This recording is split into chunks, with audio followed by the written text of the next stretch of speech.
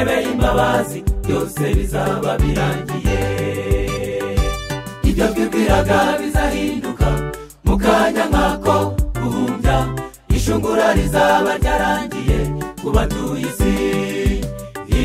Abazaba baranditswe mu gitabo cy'ubugingo bazahagarara mu mwanya wabo ukwiriye. Ibyo twibwiraga bizahinduka mu kanya nk'ako guhumbya, ishungura rizaba ryarangiye ku batuye isi. Abazaba baranditswe mu gitabo cy'ubugingo bazahagarara mu mwanya wabo ukwiriye.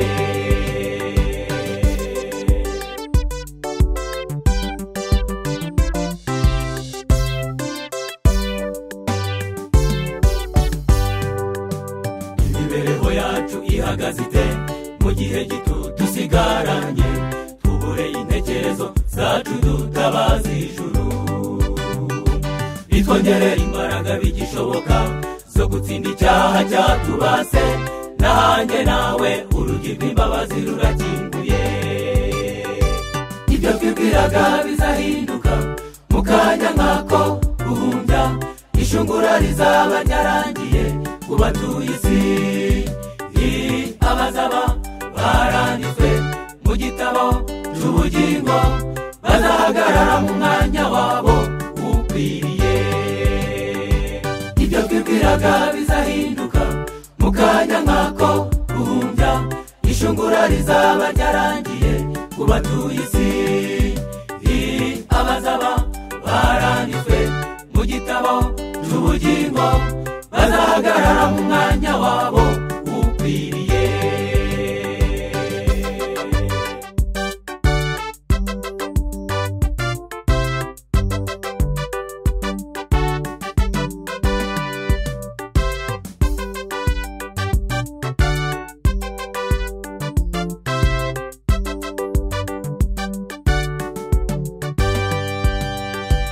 Abamarayika baracyafashe imiyaga ine iteye ubwoba, ibibi byiteguwe kurekurirwa mu isi.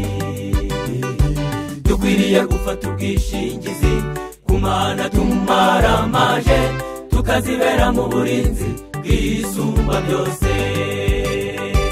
Ibyo twibwiraga bizahinduka mu kanya nk'ako guhumbya, ishungura rizaba ryarangiye ku batuye isi.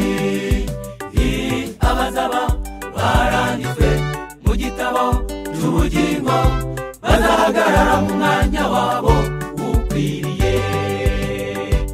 Ibyo twibwiraga bizahinduka mu kanya nk'ako guhumbya, ishungura rizaba ryarangiye ku batuye isi.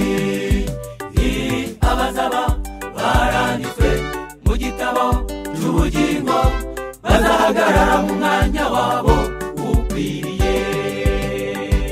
Icyo tubifuriza uyu munsi nuko twafatanya urugendo, tuzahagarare mu mwanya mwiza udukwiriye.